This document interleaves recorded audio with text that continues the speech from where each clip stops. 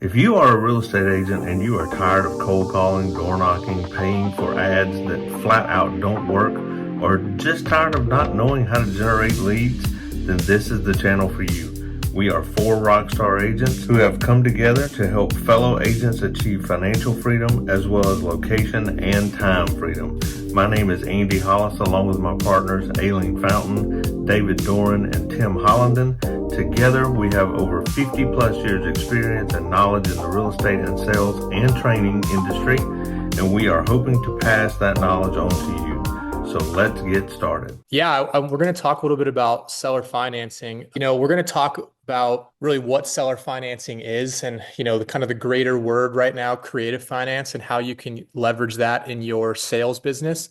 I think the flip side is I learned seller financing, and 80% of my personal portfolio is all seller financing transactions.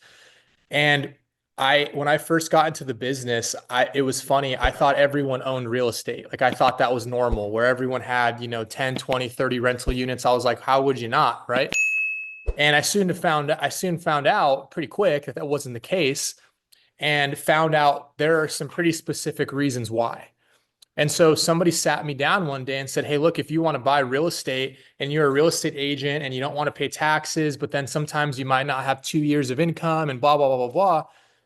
This is a very creative way that you can acquire real estate on a regular basis using this method. So as much as I think about this method as a way to additionally serve and bring options to your clientele that may be in a sort of a predicament. I'm going to show you a real life example of one that we're doing right now.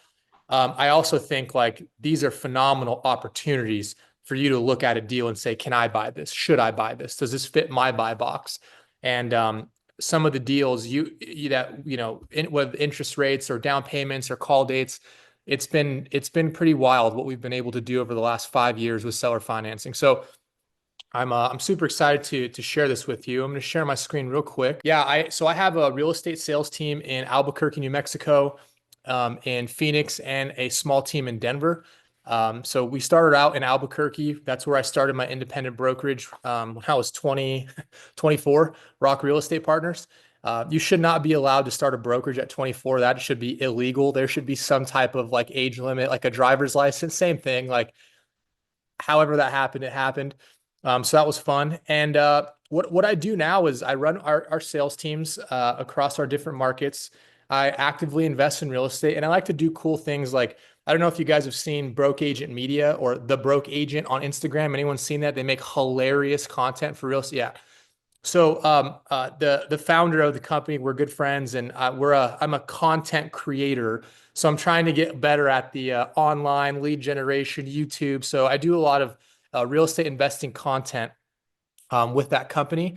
And then one of the other really cool partnerships that we ended up securing in 2022 was we ended up partnering with Place.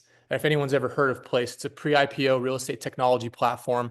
Partners and powers top 1% real estate teams all across the United States. So that was super fun. We've learned a lot there. But yeah, that's my day. This is my normal day. This is what it looks like, and then some seller financing deals to review and hopefully buy. So why are we talking about seller financing and creative finance in general? As you know, it's a buzzword on social media, right? Everyone's talking about creative, right? Buying deals creatively. Tons of new investors have entered the market because the low barrier of entry, sometimes that this creative financing, it presents a low barrier of entry. So whether someone's talking about subject to seller financing, Section 8, these are easy ways to get into deals. You may be receiving, and most likely are receiving, creative finance offers on your listings, right? I don't know if you guys, anyone's getting the automated now, right? A lot of automation is happening now with offers where you're just getting offers that are already, as soon as your property goes on the market, there's predetermined offers that are being sent to you. Most all of them are some type of creative finance offer. You might have an investor that you're working with that may be looking at investing using seller financing. You may want to utilize creative finance offers for personal purchases. Highly recommend that. And overall, you just provide more value to your clients when you're well versed in all types of financing, including creative financing. What is creative finance? Let's just start there. Creative finance, long story short, is any non-traditional way to purchase or finance property. So that word itself just encompasses anything that would be considered non-traditional financing. And now that's a rabbit hole you can go down, but we're going to talk about the big two right now that are really popular, but we're going to dive into seller financing specifically. Again, I think what you're going to take away from today when we're talking about seller financing is not typically used for a majority of your purchases, right? For your clientele, buyers and sellers, like it's probably 1 out of 50, if that, maybe 1 out of 100. However, because of the drastic ups and downs that the market has experienced, we're running into a lot of situations where seller financing actually could make sense for your seller. And I think it does and also can make sense for the buyer, but particularly for sellers. So having the ability to accurately explain these types of deals separates you from the competition. I'll be 100% honest. The biggest hinder to me getting seller finance deals across the finish line is another agent. Like as bad as that sounds, it's always because they conceptually aren't able to really explain the pros and the cons to the seller or to the buyer in a professional manner, in a clear manner. So, and the other side of this is as time goes on, there will be more strategies that emerge and become relevant again. Like a lot of this stuff is cyclical. Like seller financing is and subject to are not some, brand new concepts that just came out of nowhere in the last couple of years. These have been happening, but because of how the market is shaped, certain strategies work really well with certain markets, right? So this is why seller financing is becoming a lot more popular, as well as all creative methods right now. So more tools in the tool belt, as I like to say. So I threw around these terms. Let's just establish a clear difference because I see these getting mixed up all the time. There's seller financing and there's subject to. Okay. There's a couple of distinct differences here. Okay. So seller financing, which I've done seller finance and coach seller financing across a ton of different markets. Seller financing is like the word that everyone understands, but I've seen it referred to in some markets as seller carryback, seller carry. Some people just call it terms. You'll like this one. In New Mexico, they call it real estate contract or REC. I'm dead serious. They don't say seller financing, they say an REC. Owner financing. I've seen some markets where they say, is the owner willing to hold paper? But all of those really mean the same thing. But that's seller financing. Subject to is commonly referred to incorrectly as assumption. Incorrect term. It's not an assumption, but people will relate it to that. Sub to or takeover payments. These are all key words that mean subject to. And so I'm going to explain the differences between these, then we're going to get into the seller finance, but it's really important to know this distinct difference, okay?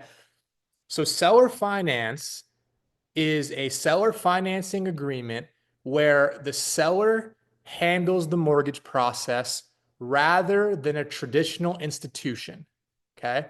So rather than a buyer obtaining a mortgage from a traditional bank, the buyer enters into a mortgage transaction with the seller. Okay. Now, the pro tip here to understand clearly the difference between subject to and seller financing is seller financing, the parties come together, negotiate terms to make a new payment. Keyword here, new payment. Okay, so you negotiate, the down payment, the interest rate, the purchase price, the amortization, the call date, etc., and you create a payment on that property that the buyer now owes the seller. Okay, now I'm going to fast forward through here and I'm going to talk about subject to now. Okay, so you can hear them both right after one another. Subject to is when an investor or purchaser takes the right to the title for a property while the seller's existing mortgage stays in place. Okay, so subject to, the buyer continues to pay the seller's existing payment. Keyword, existing payment. Okay, so the easiest way to understand the difference between the two, seller financing, we create a new payment subject to we use the existing payment. Okay, cool. So let's just real quick, again, for the sake of driving the point home, so we're all on the same page when we say what is a seller financing transaction. So let's just say that Jim has his realtor. Jim's realtor is Deborah. Jim wants to buy this house right in the middle. Judy is the seller, and Judy's realtor is Glenn. So Jim traditionally would go to a bank and say, Mr. Banker, right? Mr. Loan Officer or Mrs. Loan Officer, what do I need to do to get a mortgage? And the bank's going to say, you need to do X, Y, Z, right? You're going to need 25% down or 20% down or 10% down or 5% down. We need 2 years tax returns. We need, 12 months of bank statements, a hard credit check, 650 or above, whatever the case is. So the same exact way that the buyer goes to the bank, now Jim is going to go to Judy directly and say, Judy, what terms do you need for me to purchase said property? Okay. And so Judy's terms to Glenn are a $400,000 sales price. Judy's a smart one. She wants 20% down. She's not playing games with Jim. She wants 20% down. She wants a 7% interest rate, and she's going to amortize the loan over 30 years. And she's going to give Jim 5 years to either refinance or sell the property, aka pay back Judy in full. Now, in these transactions, I highly recommend, and we'll get into do you have to or not, but I highly recommend it goes through a title company. Jim is going to take actual title ownership of the property. And then what's going to happen after that is we're going to use an escrow or a servicing entity, which is, long story short, a third-party accounting firm that keeps track of all payments in this arrangement between Jim and Judy. Okay. So this is kind of a visual here of how these processes work. And if you think about it, the only component not here is the bank, right? Everything else flows exactly the same way. But with the bank, again, there's no underwriting. If you're self-employed, they want usually 24 months of bank statements, and they want it from every account that you're on. They're going to want a hard credit check. They're going to need to source all of your down payment and funds, right? There's going to be a appraisal, and they need to know who your third grade teacher was and what size shoe you wear, right? Like, that's the only part that's missing out of this arrangement. And oh, mind you, usually around 3% of lending fees in addition. So this is why, for those reasons, a lot of times the buyer and the seller making a deal directly can be more advantageous for both parties. So commonly asked questions about seller financing. Are agents still compensated? Absolutely, 100%. Especially on the buyer sell side, agents are always compensated. That's normal. That's business as usual. Do you have to use a title company? Technically speaking, Jeff could sell me his property on a napkin right now, and I could buy it from him, and that's my proof, right? Like, I don't have to use a title company. However, I would personally not do a seller financing deal without using a title company. Do you have to use state forms? Technically, no. You could write up a purchase agreement on a blank piece of paper and take it to title, and they'll do the deal. However, for brokerage and E&O insurance purposes, I would highly recommend using your state forms, and all state forms should have the ability to process a seller finance transaction. Who creates the terms? Well, luckily, that's one of the beautiful parts about seller financing. It's all 100% negotiable. Every last term of the deal is negotiable. So the buyer and the seller, long story short, they make the terms. Are inspections required? Nope, they are not required at all. However, I highly recommend, if you're representing a buyer or yourself, that you get a home inspection on any property that you plan to purchase or help somebody else purchase. Is an appraisal required? No, it is not. However, any party has the ability to do an appraisal. However, it's not a requirement of a seller finance transaction. Who services the loan after it closes? This is going to be a servicing company, and people call it either servicing or escrow servicing. I would not personally do a deal without utilizing a servicing company after the fact. I wouldn't do it personally. So highly recommend that. Does the property have to be owned free and clear? No, it does not have to be owned free and clear. However, you must know that on every single mortgage, I mean, almost all of them, residential mortgages, there is what's called a due on sale clause. Everyone familiar with that clause? Due on sale clause, meaning you cannot transfer the rights of ownership to this property without paying off the first lien holder, AKA the bank that loaned you the money to buy it. If there is a mortgage on the property and this person sells this property on seller finance, technically speaking, they are violating the due on sale clause of their mortgage. Now, there are many arguments out there, and this is a huge gray area in the space. Does the bank care? Statistics show it's about 1 in 1,000 times the bank will actually care. If they're receiving their payments on time, usually there is no issues, but 1 in 1,000 properties that you transact, there could be an issue. That's the statistic in the industry that we see. But you got to know that technically speaking, your seller is violating the due on sale clause if there is a mortgage in place. What is a call date or balloon payment? This is where a seller has to pay off, a buyer has to pay off the seller in a certain amount of time. Now, we have done transactions where we get a 30-year note.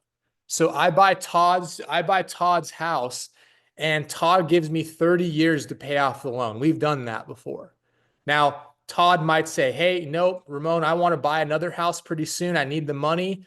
I can give you 2 or 3 years max. But again, it's all negotiable. But a call date or a balloon payment is when you must pay off the total balance of your loan at a predetermined time back to the seller. How does the seller qualify the buyer? The seller qualifies the buyer however they see fit. I will say that I would say 80% of the time, the seller doesn't ask me for anything other than a proof of funds for the down payment. Now, I don't condone this, like no qualifications needed. I don't condone this at all, but it's up to the seller on what makes them feel comfortable. So those are some quick commonly asked questions about seller financing. There's a couple different ways that you can kind of get a due on sale clause, maybe expedited, right? Like you don't want one, but here are some ways that it could happen. One, the buyer or the seller, without knowing, sometimes will call the bank and tell them. However, I have seen people call PennyMac, if anyone's familiar with PennyMac. I've been at the kitchen table where somebody calls PennyMac to say that a property had been sold after the fact on a seller financing transaction.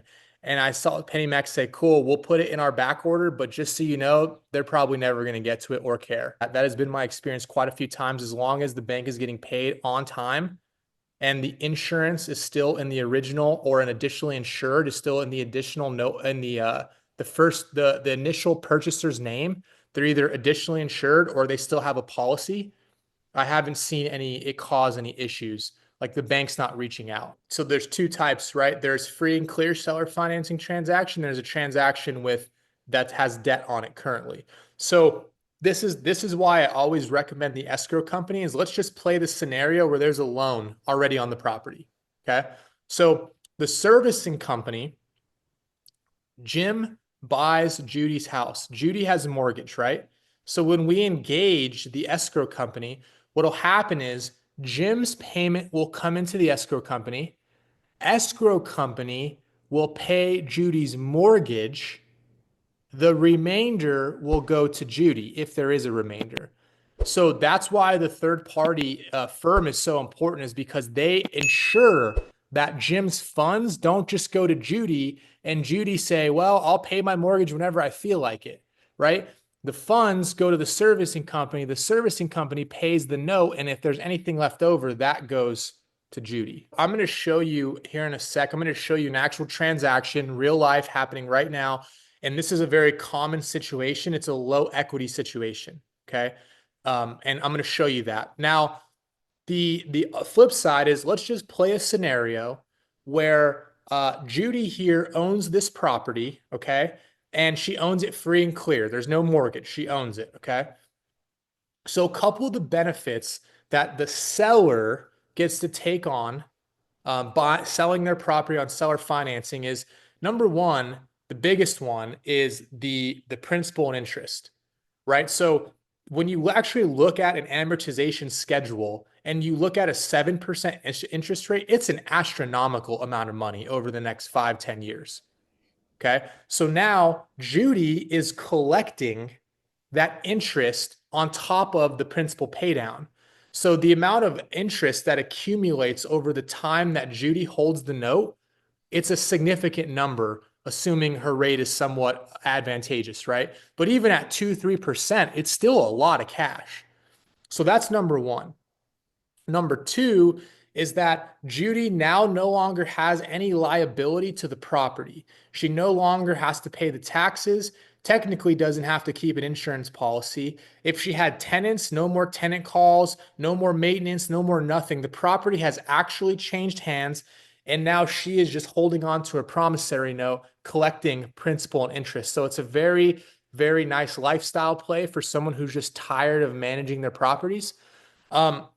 If Judy owns this property and she owns it for $500,000, let's say it's $500,000 house, free and clear. Okay. Well, if Judy was to take on this property, sell it, and get $500,000 in cash, what is she going to do with it, right? And that's one of the things that happens if you're an investor and you want to keep making returns on your money. It's like, well, shoot, if this investment gives me $500,000 back, I got to go figure out how to redeploy it. So in this scenario, right, instead of having to figure out how to redeploy it, Judy is now making 7% on the total equity that she has. She's now making 7% return annualized, completely passive on a potential $400,000, $450,000 balance. So that's very attractive. The other side is that if you are a more sophisticated investor and you've kicked the can down the road, if you will, with cost segregation studies, accelerating your depreciation, right? You got a pretty big tax bill coming up. So this is an easy way to kind of space that tax bill out a little bit. And what can happen, Kathy, is that the seller, if they sell this property and they have a net gain on the property, that net gain can actually put them into a higher tax bracket that year. So this helps them keep them in a lower tax bracket for that specific year. So those are just a couple of the benefits, if you will, of why that could be advantageous for the seller. There's a funny saying that goes, subject to is for pain and seller financing is for gain. So the seller really does, in my opinion, assuming this fits their needs, they can really gain and capitalize on a seller financing transaction. In subject to, which is almost, well, in order for it to be a subject to transaction, they have to have a mortgage. Those are more pain situations. So Kathy, I think you're right. A lot of those situations are not necessarily, oh yeah, I have a property, I have a mortgage, let's sell it on seller financing. There's usually more complications to that, and there's probably some level of pain that's going on monetarily speaking that we're helping solve by being creative with that type of transaction. There's going to be a foreclosure clause, just like there is in a mortgage. So the seller would have to, unfortunately, go through the foreclosure process, which can vary state to state. However, they do have full recourse and legal right to regain ownership of the property if their buyer defaulted. This is also why having a servicing company is so important, because if we don't have a servicing company, what if the buyer says, oh, I was paying you in cash. Don't you remember, Jeff? I was bringing over the money to you every time in cash at your house at XYZ Street. So if you don't have a third-party accounting who's keeping track of all said monies in the transaction, dates, amounts, times, form of payment, right?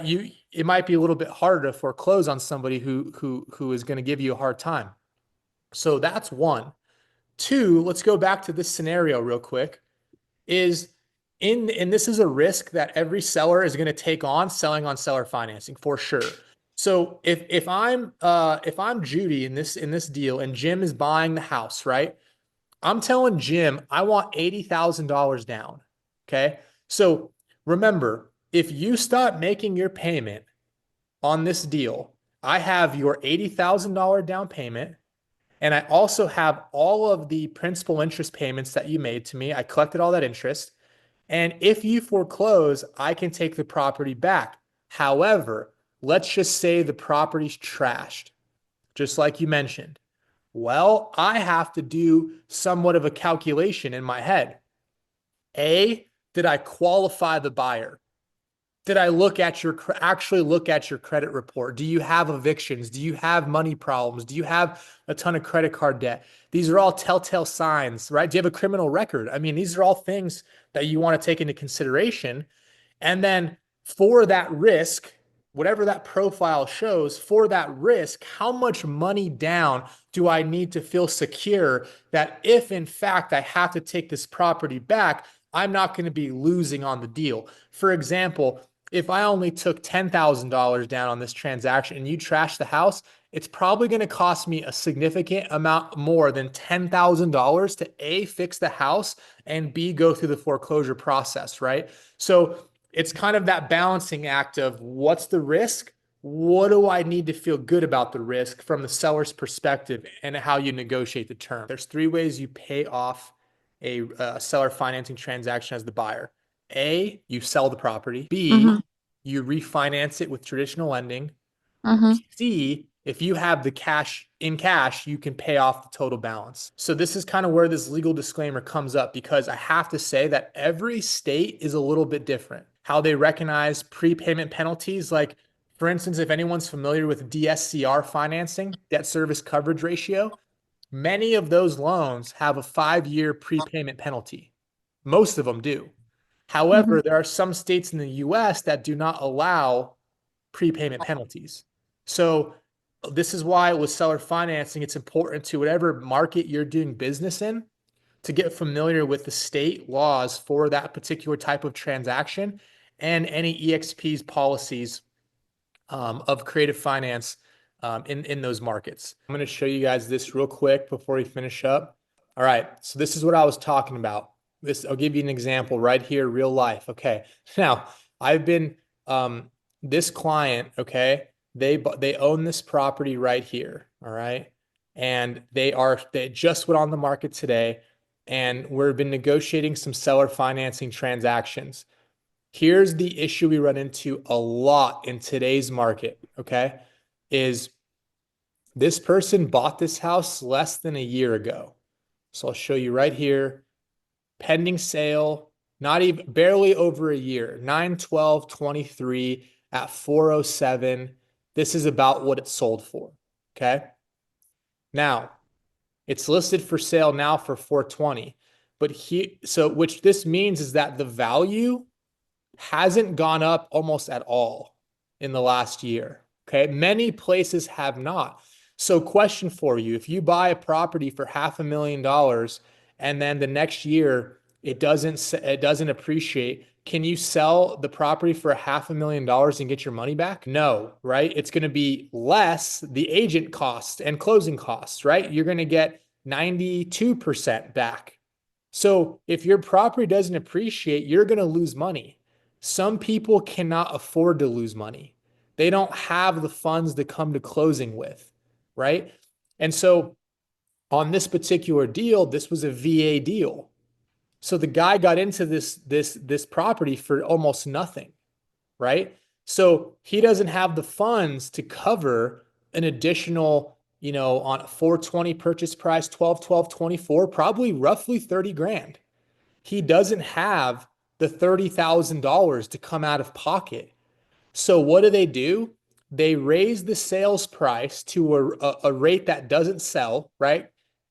They're going to raise it to 430, 420, because all they're doing is trying to make up the difference in closing costs versus what they bought it for. You're going to see this a lot. They bought it a year ago for almost the same amount. And then they pretty much just added up what the closing costs were going to be, threw that on top of the price. And then these properties sit. So this guy, the reason why he's open to seller financing is because he needs to move to Alaska like yesterday. He's a military guy. And so the only way for him to actually sell this property is creatively without him having to come out of pocket with $30,000 that he doesn't have. Otherwise, there's no way, there's no other solution here. He could rent the property, but he doesn't want to be a landlord. He doesn't want to have an out-of-state rental. He doesn't want to, I mean, that's not an option for him.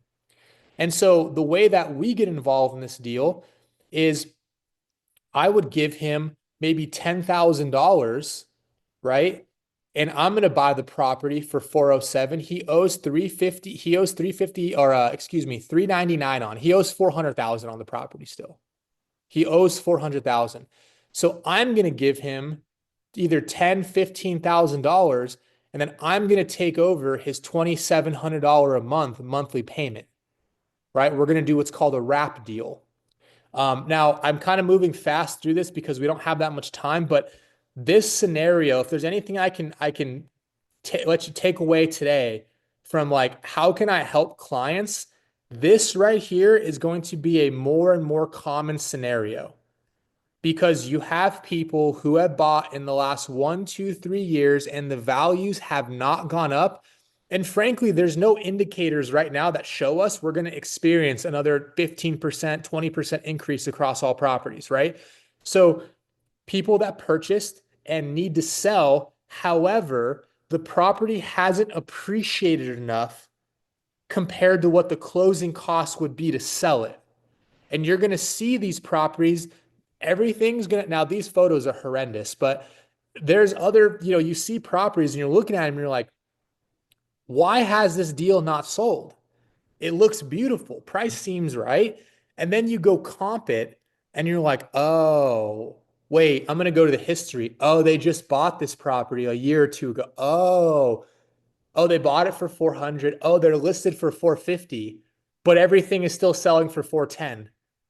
And you're going to see that because all they're doing is saying, I don't have the money. I need to add to the purchase price so I can make up for the closing costs and maybe walk away with a little money, but long story short, not have to bring any money to closing. This right now is the most common scenario that we are seeing agents being able to lend an arm out to, a hand out and say, hey, I might be able to help you with this. And I can explain how seller financing works. Because many of these people, I think somebody said it before, they're not in the best scenario. Like this guy, I mean, he's not going bankrupt, but he's like, I'm moving literally 1,300 miles away and I have to go like yesterday. I don't have time to deal with this. I can't afford a $2,700 a month payment with nobody renting it. I don't want to be a property manager and I don't have the money for closing costs. What do I do? Do you see what I'm saying? That's a tough scenario to be in. And so this is where we would come in, give him some cash so he can walk away, and then we would bring we would take over, we would wrap his existing payment, and then we would usually rent this property out or we'd offer it to one of our buyers that is looking for investment properties. But yeah, this is one of the most common scenarios right now that we are seeing, and a lot of people are seeing across many markets. The biggest difference is that a wrap, you are going to create a new payment. So you're going to negotiate the down payment, the purchase price, the interest rate, the amortization, and that's all going to translate to a monthly dollar amount that's due, right? It's a newly created payment based on the negotiation of terms. That's a wrap. Subject to, you are using the existing payment that's already in place. In a wrap, the new payment wraps above the existing payment.